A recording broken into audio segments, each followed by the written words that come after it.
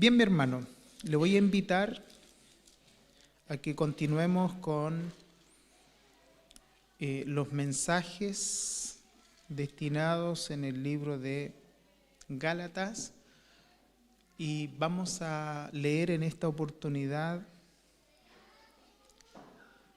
del capítulo 5 de Gálatas.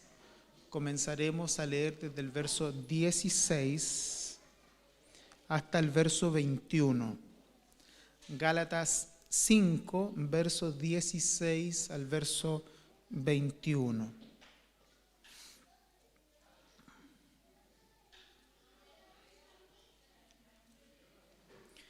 Vamos a compartir esta lectura en el nombre del Señor Jesucristo. Digo pues, andad en el Espíritu y no satisfagáis los deseos de la carne, porque el deseo de la carne es contra el Espíritu y el del Espíritu es contra la carne. Y estos se oponen entre sí para que no hagáis lo que quisiereis. Pero si sois guiados por el Espíritu, no estáis bajo la ley. Y manifiestas son las obras de la carne, que son adulterio, fornicación, inmundicia, lascivia, idolatría, hechicería, enemistades, pleitos, celos, iras, contiendas, disensiones, herejías, envidias, homicidios, borracheras, orgías y cosas semejantes a estas, acerca de las cuales os amonesto, como ya os lo he dicho antes, que los que practican tales cosas no heredarán el reino de Dios. Inclina su cabecita. Señor Jesús, estamos ante ti con la necesidad que tenemos de tu palabra. Bendíganos, Señor, a través de ella, y ésta pueda traer una bendición maravillosa a nuestras vidas y sobre todo un vigor especial en la batalla que tenemos que lidiar en nuestro interior. Bendícenos, Señor, y permítenos en esta tarde recibir de tu gracia para que podamos, Dios mío, ser muy fortalecidos por el consejo de tu palabra. Te lo pedimos por Jesús nuestro Salvador. Amén. Amén.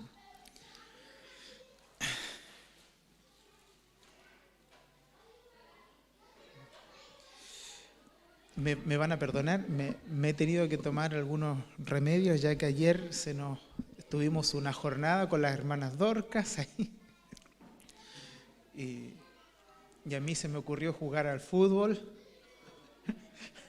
Hace como 5 años que no jugaba fútbol, de verdad, sin exagerar, así que me cuesta hasta para hablar fuerte, me duele la espalda. Por un lado tiene usted la bendición de que no voy a levantar la voz, pero por otro lado está el desafío de no quedarse dormido producto de que hablo tan suave. Tuvimos una hermosa jornada el día de ayer. La verdad es que me dio mucha alegría ver a nuestras hermanas Dorcas tan compenetradas en las tareas que tuvieron y lo bien que la pasaron en realidad. Estoy muy sorprendido por eso. De verdad que yo le decía hoy a mi esposa, le decía, ¿sabes qué, negrita? Lo más probable es que para tu segundo encuentro vas a tener que buscar un lugar más grande, porque no creo que se te bajen las que ya fueron.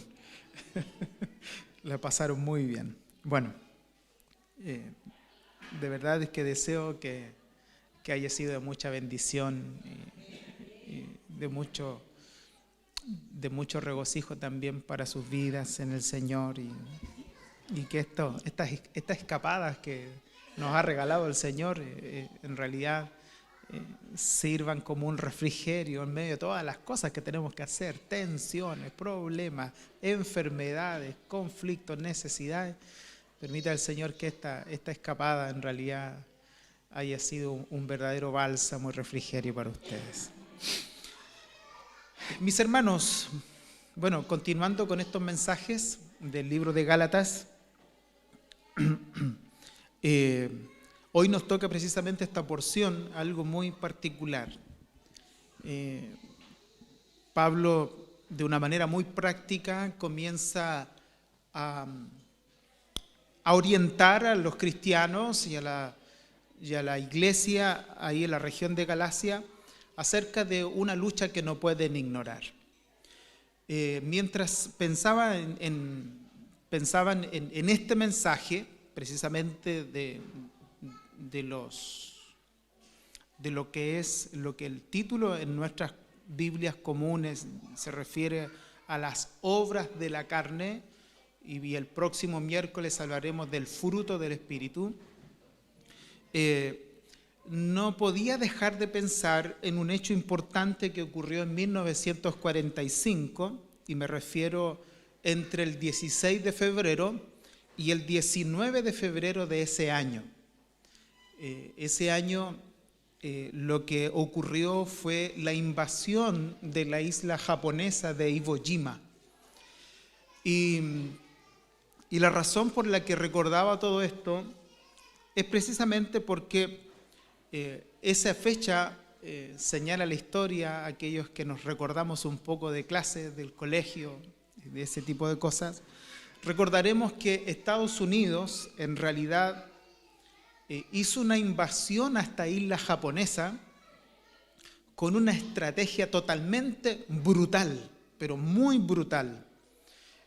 Anteriormente, Estados Unidos ya había conquistado otra isla que se llamaba la isla de las Marianas, y resulta de que Estados Unidos se dio cuenta de que los aviones tenían que aterrizar ahí porque el combustible no les daba para llegar directamente a Japón. Entonces la forma de apropiarse de ellos era destruyendo estas islas, conquistándolas, porque así ellos no tendrían posibilidad de agruparse y así defenderse en la brutalidad de esta guerra. Estados Unidos viene y se apodera de las Islas Marianas y después ejecuta un plan contra la isla de Iwo Jima. Los japoneses, cuando se veían en cierta desventaja, nunca desearon ser esclavos. Antes de eso preferían sacrificarse, ellos se mataban y se sacrificaban, pero para nunca dejar en realidad que pueblos extranjeros los subyugaran. Y resulta de que cuando Iwo Jima supo que su isla vecina había sido conquistada y había sido atacada brutalmente por los Estados Unidos, ellos idearon un plan, comenzaron a construir túneles subterráneos, naturalmente, y pusieron cañones en ciertos lugares específicos con tal de repeler el ataque de los Estados Unidos. Lo cierto es que dentro del 16 al 19 de febrero, Estados Unidos en realidad bombardeó a través de sus buques acorazados, bombardeó la isla, incluso hasta eso se cuenta y se entiende y se comenta y quedó en la retina de la gente, porque fue tanto en realidad la cantidad de disparos y bombardeos de Estados Unidos que nunca en la historia una isla había sufrido tanto golpe. Cerca de 22.000 proyectiles de los barcos acorazados comenzaron a ser mandados para poder destruir Iwo Jima. Tanto es así, y usted se va a recordar de esto, tanto es así que fue tan terrible esa masacre supuestamente que en una primera instancia los Estados Unidos hicieron, que cuando el fuego terminó y por estos 3 días sin cansarse bombardearon, ellos se apresuraron, tomaron la bandera de Estados Unidos, y esta es la foto que sale en la gran mayoría del Wikipedia y en muchos otros lugares, y ellos subieron, ¡pum!, y pusieron la bandera de Estados Unidos flameando ahí en la isla de Iwo Jima. El problema es que cuando caía la noche en esa primera campaña donde ellos daban por hecho de que habían destruido a todo enemigo, los japoneses comenzaron a salir por los túneles subterráneos y masacraron a más de 24.580 estadounidenses.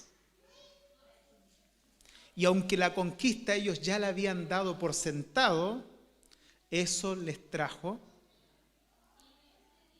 un profundo pesar, porque las bajas de los estadounidenses en realidad les trajo un tremendo costo en la guerra.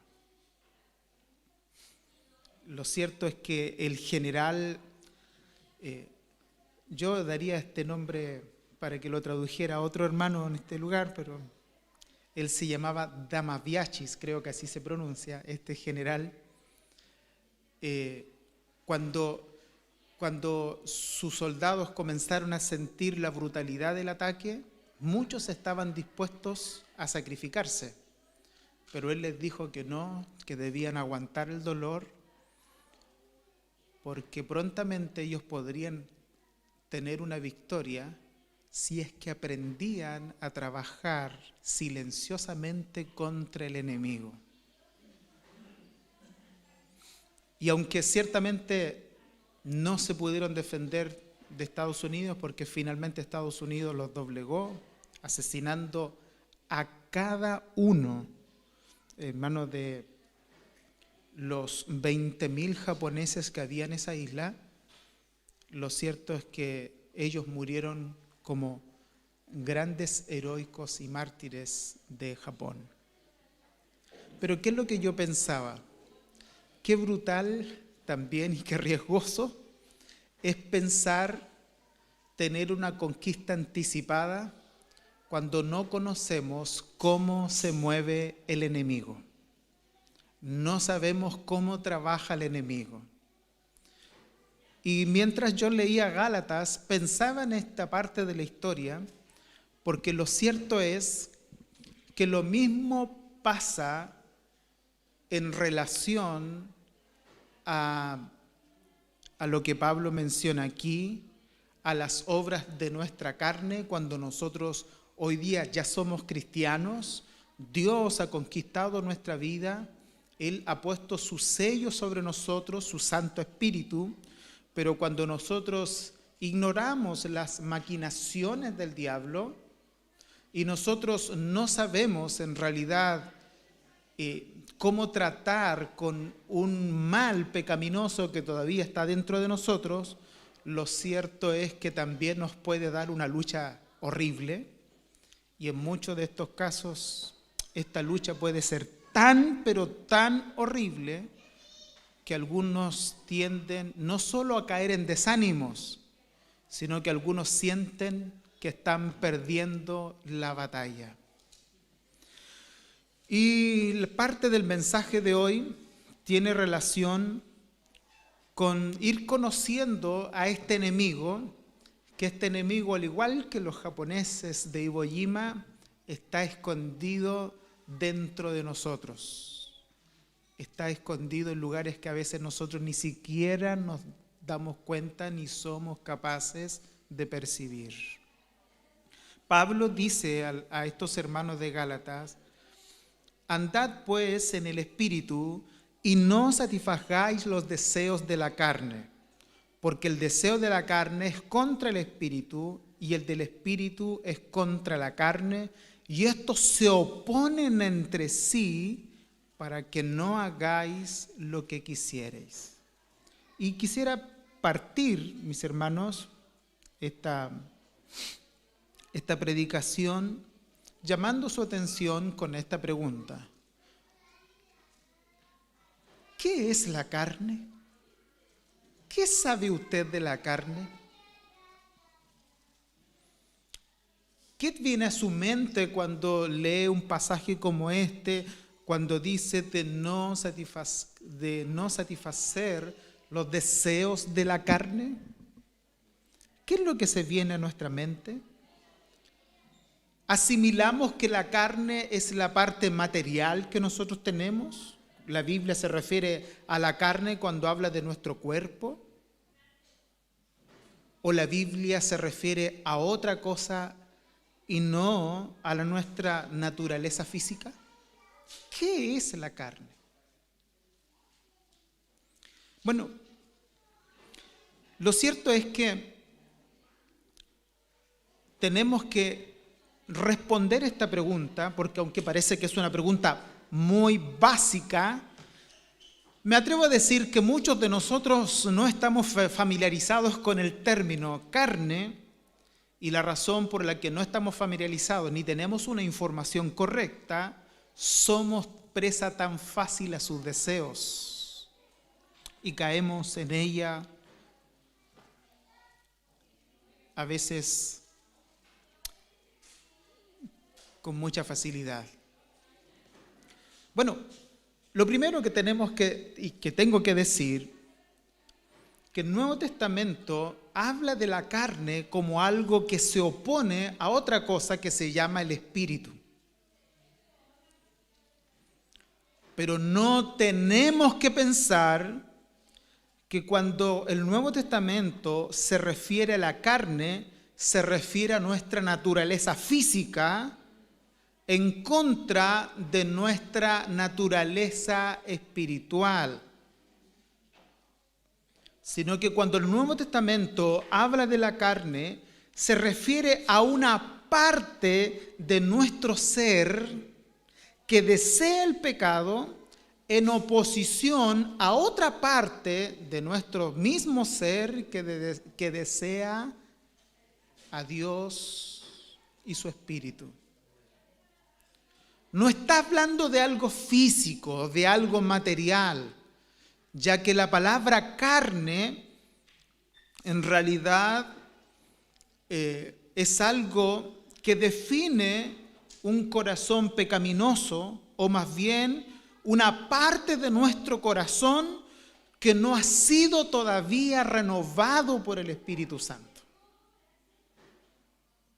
Y no es algo físico, sino que es algo que está ahí dentro de nuestro corazón. A veces, a primera vista, pareciera de que la batalla, cuando la Biblia habla de la batalla de la carne con el espíritu, se refiriera a algo que es parte a la batalla de la carne, se refiere a que pareciera que la carne es lo que nosotros somos y el espíritu es algo que está fuera y que quiere entrar sobre nosotros, pero la carne no lo deja y lo resiste, y el espíritu a veces lucha por entrar, pero aquí el cuerpo no lo deja. Esa es una mala apreciación. Es una muy mala apreciación, ya que la Biblia habla de la palabra carne como un deseo de nuestro corazón, ese deseo que se inclina hacia el pecado constantemente.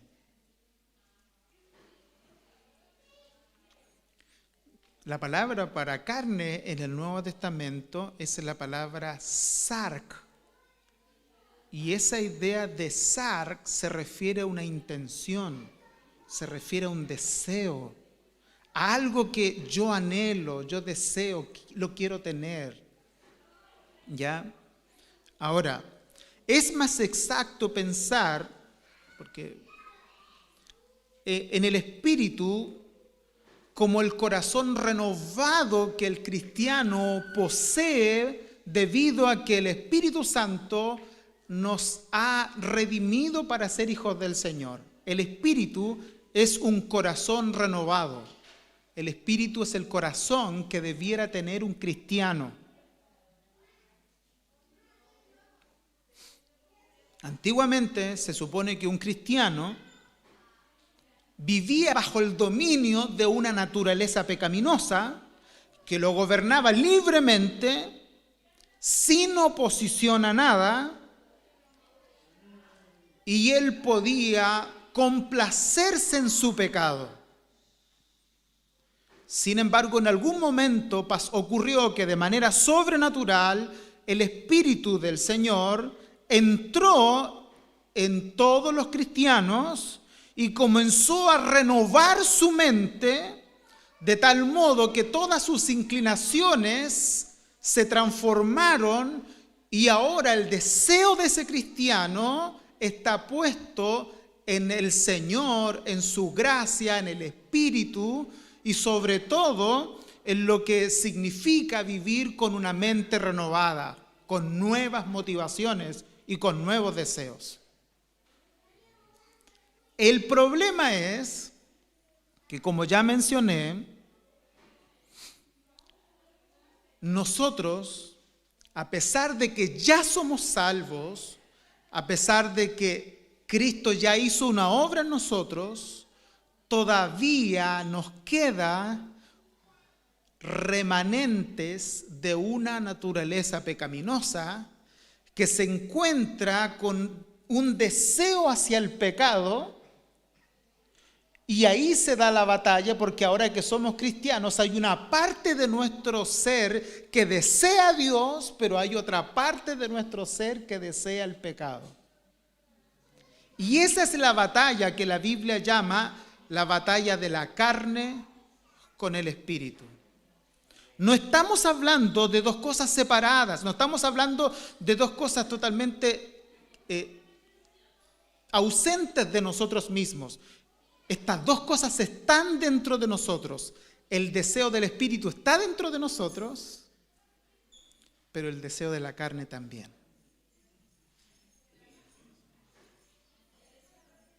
Pablo usa otros términos en otras cartas para hacernos entender de que estas dos cosas conviven dentro de nosotros. En el libro de los Efesios, usted recuerda cómo está estructurado Efesios, porque lo hemos conversado muchísimas veces. En el libro de los Efesios, Pablo en el capítulo 4 le llama el viejo hombre y el nuevo hombre, pero los dos están ahí mismo. De hecho, Pablo manda a hacer morir a ese viejo hombre, a dominarlo y hacer crecer el nuevo. Pero los dos están ahí. Por lo tanto, creer que tenemos una conquista sin una lucha es complicado. Por eso que Tim Keller decía que esta lucha nos provee crecimiento. ¿Por qué? Porque alguien puede pensar y puede decir, bueno, ¿no se supone que la gracia de Dios ya ha vencido nuestro pecado? Y si el pecado está vencido, el pecado ya no existe en mí. De hecho, hace muchos años atrás, en esta misma iglesia, había una persona que lo que más le dolía era reconocer que en él todavía coexistía pecado. Él decía, no existe el pecado no existe. Dios venció el pecado, y ahí había una confusión entre ideas. Dios venció el pecado y el pecado ya no existe, yo no soy más un pecador, por lo tanto no soporto ni aguanto que me digan que hay algún tipo de pecado en mí. Y esta persona terminó saliendo de este lugar.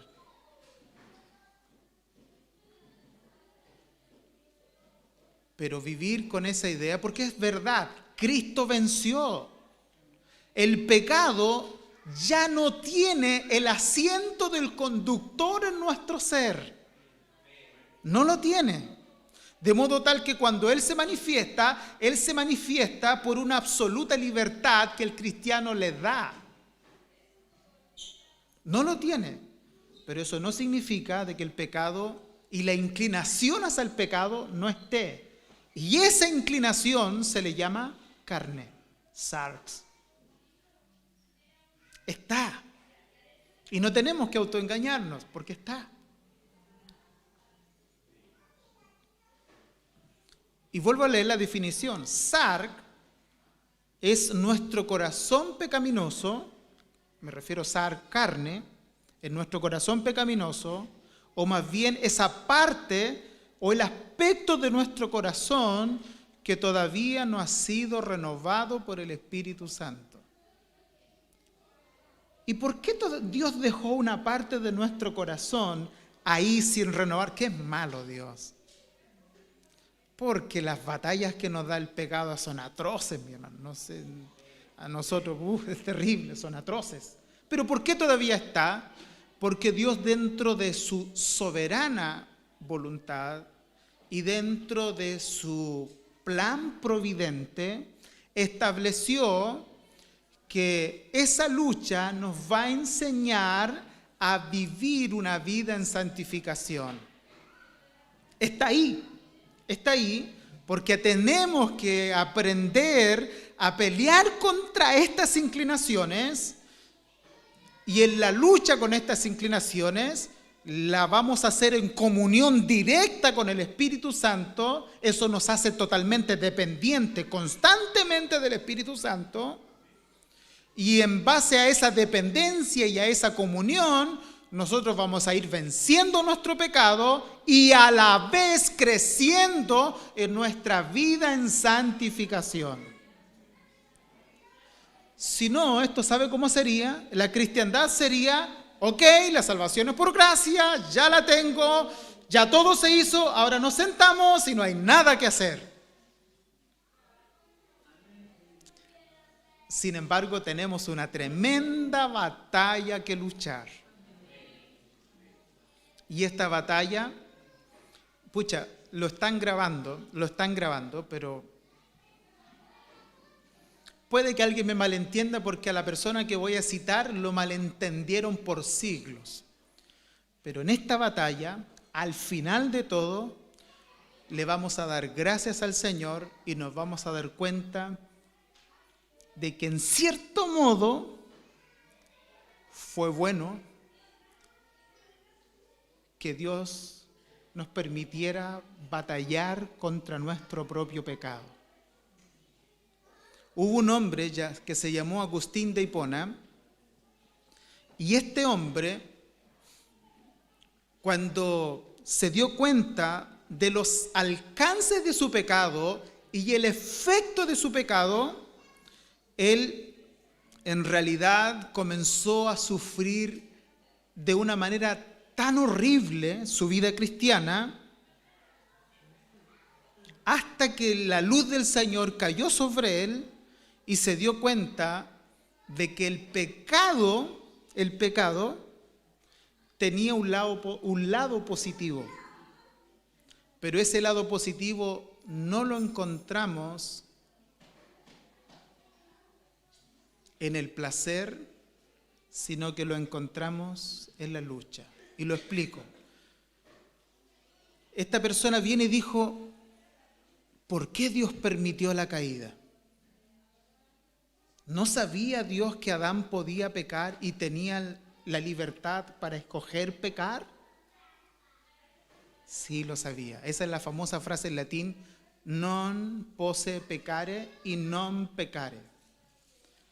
Porque Adán, en una completa libertad, él podía decidir pecar o no pecar. Es decir, la amenaza potencial de pecar o no pecar, Adán la tenía en su libertad. En su estado de inocencia, él podía decidir. Algunos le llaman a eso su estado de integridad, él podía decidir. Adivina qué eligió. ¿Qué eligió Adán? Eligió pecar. ¿Y qué pasó? El pecado pasó a ser la experiencia de toda la raza humana. ¿Cierto? Ok. Nosotros hoy día, todos aquellos que nacemos por naturaleza como criaturas y seres humanos, hay algo que no podemos elegir. Y es porque nosotros nacemos en pecado. Pero ¿sabe cuál es lo hermoso?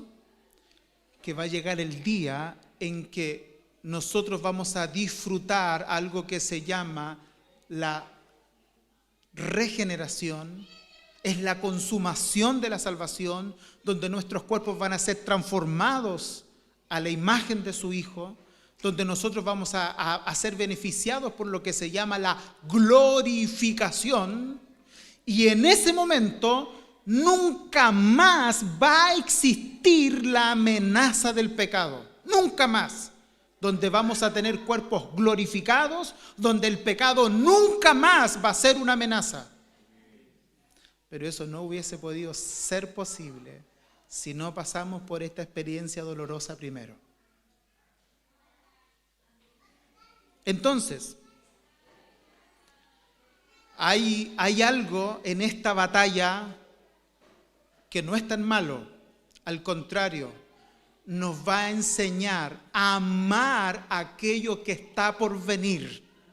Nos va a enseñar que mientras esta lucha es tenaz y a veces es agotadora, nuestra confianza está en que en algún día esta lucha no va a existir más. Pero mientras ese día no llegue, nosotros tenemos que aprender a luchar con esto. Tenemos que aprender. Ahora, vamos acá de nuevo. La recomendación de Pablo a estos hermanos les dice: anden por el Espíritu y no satisfagan los deseos de su carne, porque el deseo de la carne es contra el deseo del Espíritu y estos se oponen entre sí para que no hagáis lo que quisierais. Curiosamente, Pablo presupone que todo cristiano tiene como deseo vivir por el Espíritu. ¿Por qué? Porque sus motivaciones han sido transformadas. Pero como la lucha con la carne es una realidad, la carne no nos deja hacer lo que realmente queremos como cristianos. Esto parece que está en unión con la experiencia que Pablo menciona en Romanos capítulo 7, que él con la mente sirve a la ley de Dios, pero él ve una realidad entre sus miembros que lo lleva cautivo al pecado y que lo ha llevado a clamar: miserable de mí, ¿quién me va a librar de este cuerpo de muerte? Porque con su mente se deleita en la ley de Dios. Él se deleita, él quiere a Dios, él quiere estar con Dios. Pero también ve otra realidad: el pecado mora en él. ¿No le pasa a usted que a veces quiere estar con Dios, descubre que estar con Dios es maravilloso, es placentero, que estar con Dios es disfrutar de un ambiente celestial, de un ambiente de paz, pero se ve fracasando y todo tiene que volver a comenzar? ¿No se le hace agotadora el hecho de con la mente querer amar a Dios, pero ver otra realidad que también cohabita dentro de nosotros, y es que el pecado todavía está ahí? ¡Wow! Esa es la verdad. Por eso que Pablo le llama a esto, como mencioné antes, un nuevo hombre, que es creado según Dios para adorarle, es creado por Dios para conocer las cosas de Dios, este nuevo hombre que tiene en su mente a Dios, y el viejo hombre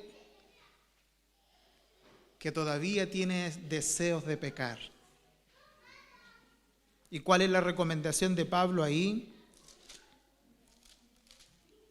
Dice Pablo: en cuanto a la pasada manera de vivir, despojaos del viejo hombre. Y mire lo que dice: que está viciado conforme a los deseos engañosos. Y renovaos en el espíritu de vuestra mente y vestíos del nuevo hombre, creados según Dios en la justicia y en la santidad de la verdad.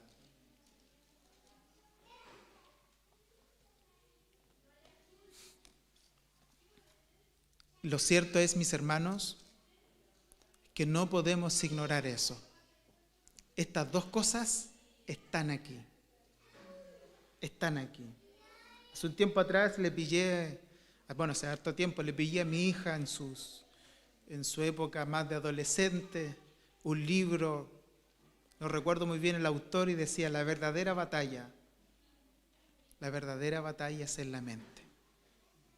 Cuando comienzo a ver y me doy cuenta que efectivamente la verdadera batalla de un cristiano no es entre el cuerpo, como lo creían los griegos, no es entre el cuerpo y una parte espiritual de usted, sino que la verdadera batalla de todos nosotros está aquí. Entre los deseos que tiene por Dios y los deseos que todavía existen hacia el pecado. A los deseos que usted tiene por Dios se le llama el espíritu, y a los deseos que usted tiene por el pecado se les llama la carne. Bueno, ¿dónde está precisamente esa batalla? Y a mí me llamó la atención, me llamó mucho la atención, porque la connotación de la palabra deseo en esta idea es muy fuerte. Mi hermano, es tan fuerte que en otras Biblias, en la Biblia más antigua, no aparece la palabra deseo, ya que en el original, si usted lo busca en su Biblia Strong, la palabra deseo es una palabra que Pablo usó que se llama epitumia. Y epitumia también se refiere, mis hermanos, a lujuria. Por eso que las Biblias antiguas hablan de la lujuria de la carne. Las Biblias más modernas hablan del deseo de la carne. Sin embargo, mi hermano, tenemos que ser precisos en decir que usar la palabra lujuria quedaría corto porque lujuria es solo un sinónimo dentro de los muchos que significa la palabra epitumia. De modo tal que tendríamos que traducirlo de mejor manera, deseo o sobredeseo. Es un deseo exagerado, es un deseo exorbitante, un impulso y una ansia constante de querer convivir con el pecado. Y a eso se refiere con el deseo de la carne. Es un deseo exorbitante, un sobredeseo. No es lo mismo, perdóneme el ejemplo tan burdo, pero no es lo mismo tener un problema de diabetes y querer comerse un cuarto de un Super 8. A sentir la necesidad y cambiar el carácter y ponerse agresivo y por favor que le traigan una torta. Es un deseo desordenado, es un deseo en realidad con falta de control.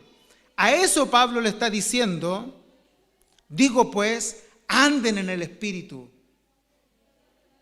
y no satisfagan los deseos, la epitumia, no satisfagan los deseos de la carne, y se refiere a esos deseos desordenados que nacen dentro de nosotros. ¿Y saben qué? ¿Por qué yo asumiría que no solamente hay que inclinarse a la lujuria? Porque cuando hablamos de un deseo lujurioso, usted va a entender que su único problema es un problema de sexualidad, un deseo sexual. Y todo tiene que ver con un problema sexual. Pero hay algunos deseos que a veces no parecen tan malos, pero nos provocan un desorden terrible en nuestra forma de vivir como cristianos. Como por ejemplo, si usted está teniendo problemas financieros y descubrió que está gastando más de lo que recibe y lo logra comprender, la está pasando mal, sus hijos la están pasando mal y dentro de todos los deseos que usted tiene, le gusta la tecnología, su celular está bueno, pero le pican las manos por tener el último celular, ese que vale $1,5 millones. Y si sabe que no puede, pero el deseo es tan desbordante que pierde toda cordura frente al tremendo hoyo financiero que tiene y se lo compra igual. Pablo eso está diciendo: no satisfagan los deseos de la carne. A eso se refiere con deseo. Un sobredeseo es algo que parece que no lo controlo. ¿Sabe por qué no se controla? Porque no hemos aprendido a vivir por el Espíritu. Porque solo a través del Espíritu que podemos hacer morir lo terrenal en nosotros. Mire lo que dice un comentarista. Este comentarista murió hace poquito, el año 2019. Es un escritor fue un escritor de Coalición por el Evangelio. Se llama David Paul Wilson y dice así: si la idolatría es la palabra característica y concisa del Antiguo Testamento para nuestra tendencia a apartarnos de Dios, entonces deseo o epitumia es la palabra característica y concisa del Nuevo Testamento para esta misma tendencia. El Nuevo Testamento une el concepto de idolatría y el concepto de deseo exorbitante que controla las vidas para englobar todo lo que podría estar cerca de este deseo: lujuria, ansia, malos deseos, avaricia y todo lo que sea una inclinación grotesca hacia los deseos de la carne. Si la palabra idolatría en el Antiguo Testamento era sinónimo de una persona que estaba lejos de Dios, en el Nuevo Testamento es la palabra deseos de la carne. Porque en estricto rigor, ¿sabe lo que es un deseo de la carne? No quiero más de Dios. Quiero más de mí. Quiero más de mí. Y ahí está la porción de gracia de este pasaje. Pablo le dice: no lo satisfagas. No tienes por qué hacerlo. El nuevo hombre que ha sido creado según Dios tiene el control. No se lo entregues a tu carne. A través del Espíritu de Dios, toma el control de tu vida. No se lo entregues a tu carne. Es que es tan difícil, me la gana. Mi hermano, la victoria ya fue ganada. Cristo ya ganó. Él ya es la persona que se ha sentado sobre nosotros. De modo tal que lo que Pablo está tratando de decir, ¿sabes qué? Cuando ese deseo viene, te engaña. Él no es el que domina. El que domina es el que Dios ha creado en ti. El nuevo hombre. Ahora,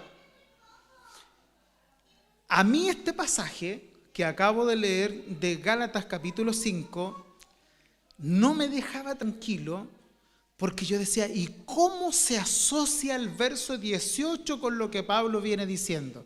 ¿Pueden publicar Gálatas 5, 18? Yo decía: ¿cómo se asocia este concepto? Dice, voy a leer el contexto hasta leer el 18. Voy a leer del 16 al 18.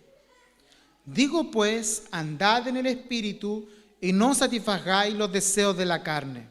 Porque el deseo de la carne es contra el Espíritu y el del Espíritu es contra la carne, y estos se oponen entre sí para que no hagáis lo que quisieseis. Verso 18. Porque si sois guiados por el Espíritu, no estáis bajo la ley. Usted sabe que la ley de Dios es santa, es justa y es buena. ¿Qué cosa podría estar más cerca del Espíritu, sino la ley de Dios que proviene de un Dios justo? ¿Y cómo se asocia? Pongan el verso 18, por favor, muchachos. ¿Cómo podríamos asociar como malo tan parecido a un deseo de la carne a estar bajo la ley. ¿Cómo puede ser eso?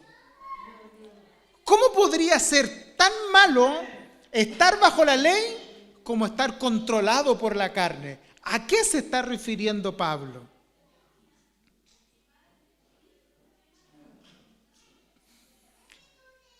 Y lo cierto es que por eso que yo creo en el término epitumia, que no solamente habla de un problema de lujuria sexual, sino que habla de deseos descontrolados que a veces nosotros normalizamos como buenos, pero como cristianos muchas veces nos andan trayendo en el piso.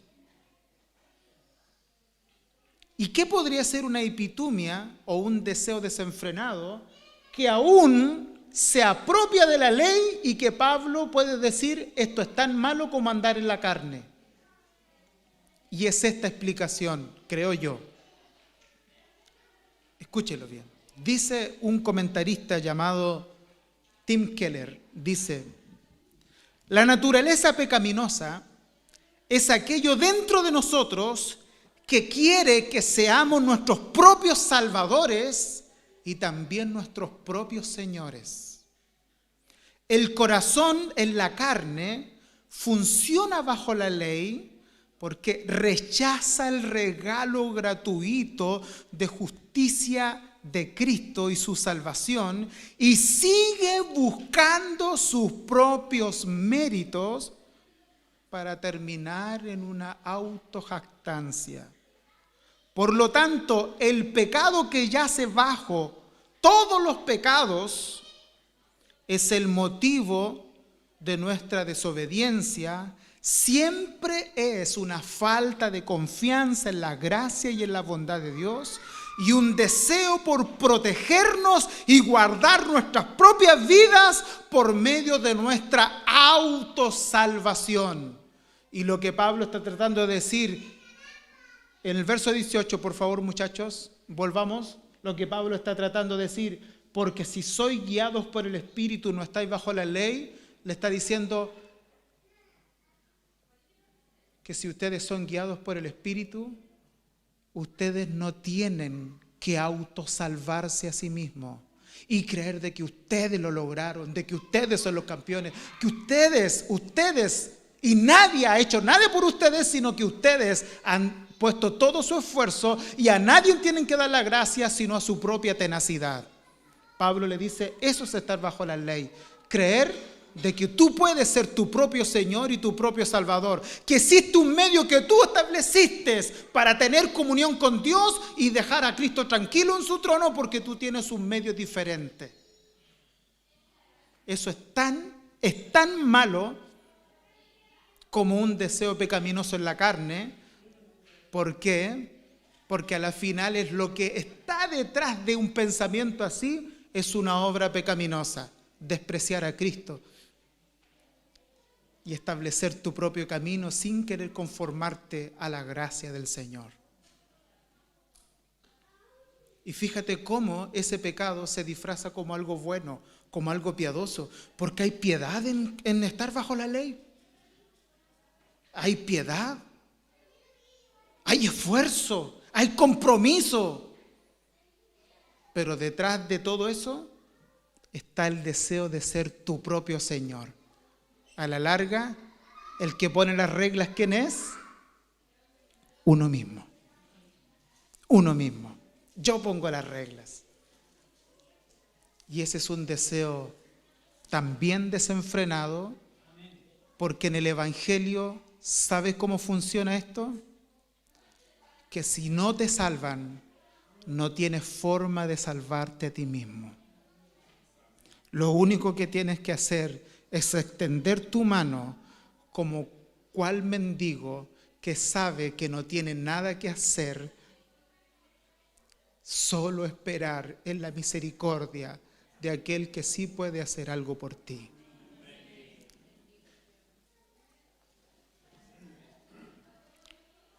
Por lo tanto, también existe un deseo pecaminoso religioso.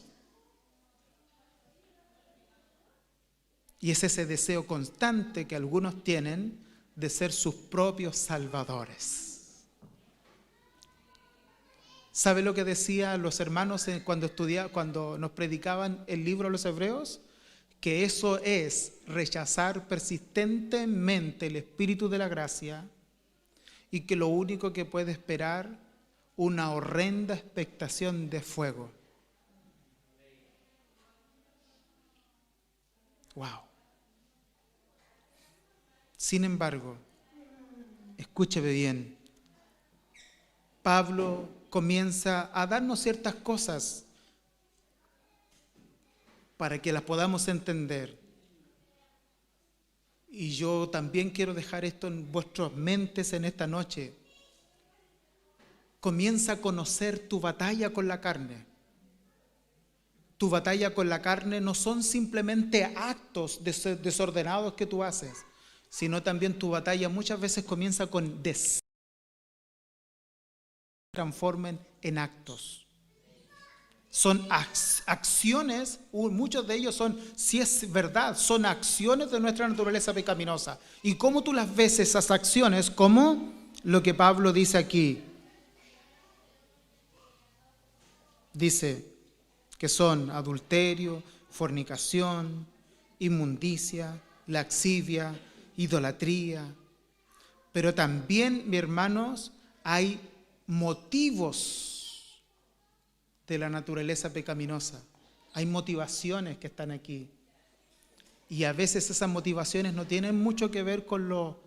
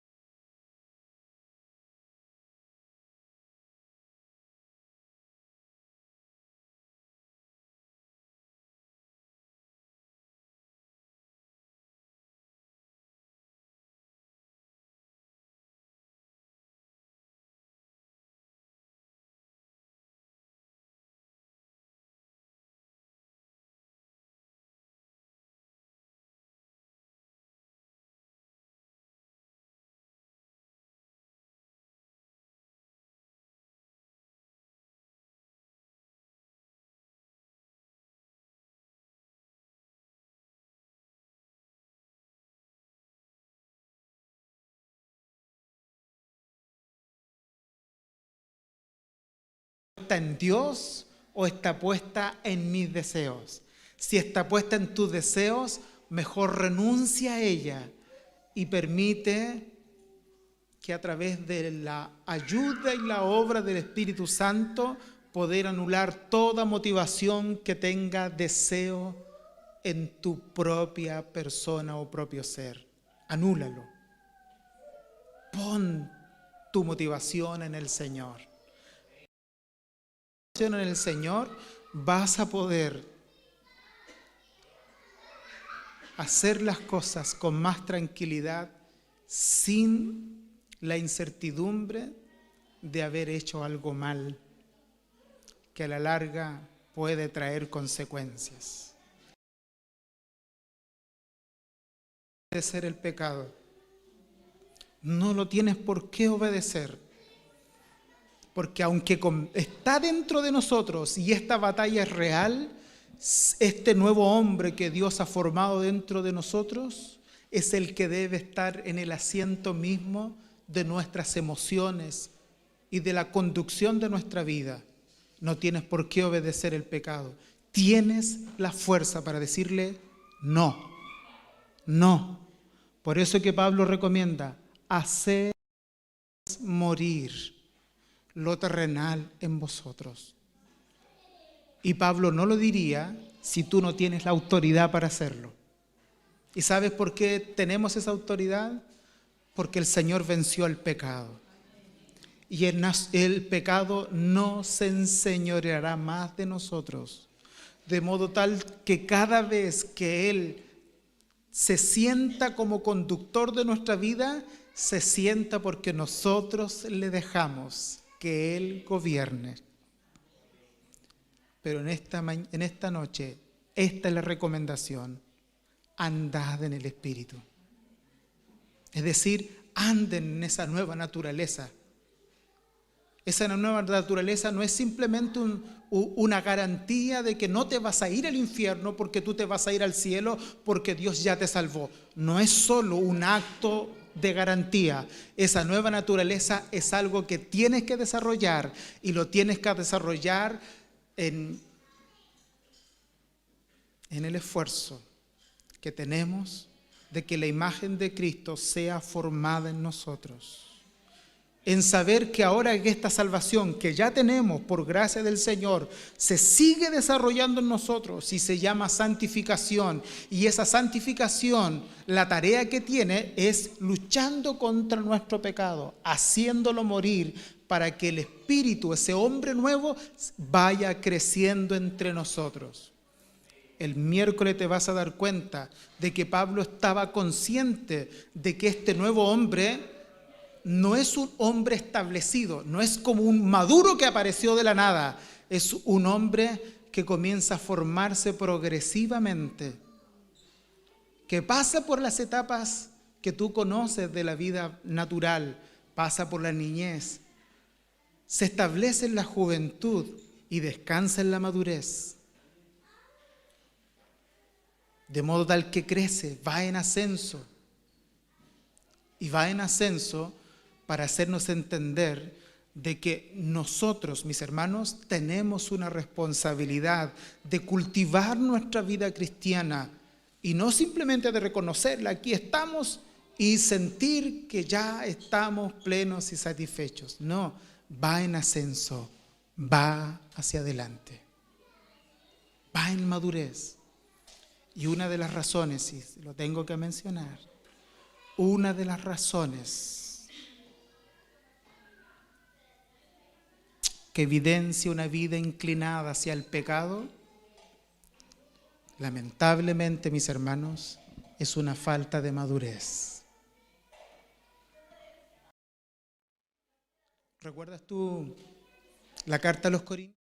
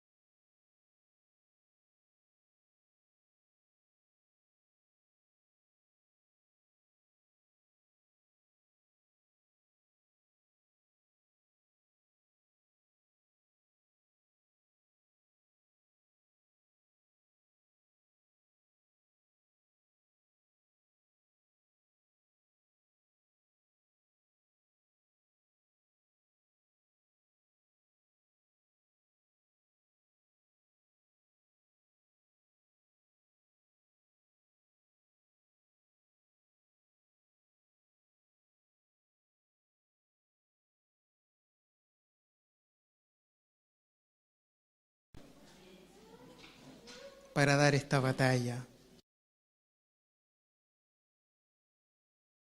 Amigos se nos esconden, están en lugares tan escondidos. Y cuando salen de sus madrigueras, amenazan nuestra vida y nuestra tranquilidad, Señor. Y nosotros no tenemos cómo protegernos de sus ataques. Pero que en esta noche tu Santo Espíritu nos regale las fuerzas que necesitamos. Y no solo eso, sino que, Señor, renueva nuestro entendimiento, renueva nuestra mente. Si estamos dejando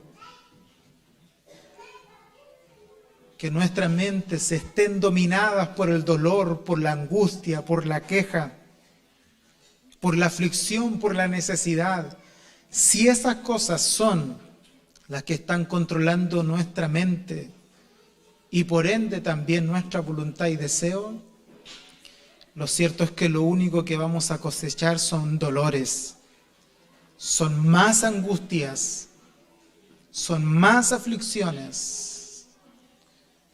Y nuestra fe, Señor, cada día va a ir perdiendo fuerzas,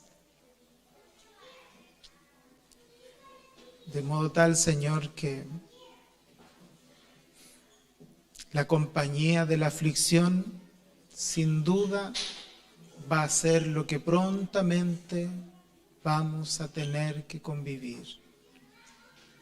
Pero si tú nos fortaleces, Señor, si tú ordenas nuestros pensamientos, si tú renuevas nuestra mente, si tú fortaleces nuestro hombre interior, vamos a estar preparados para no dejar que en nuestra mente se asienten deseos que no te honran ni te glorifican.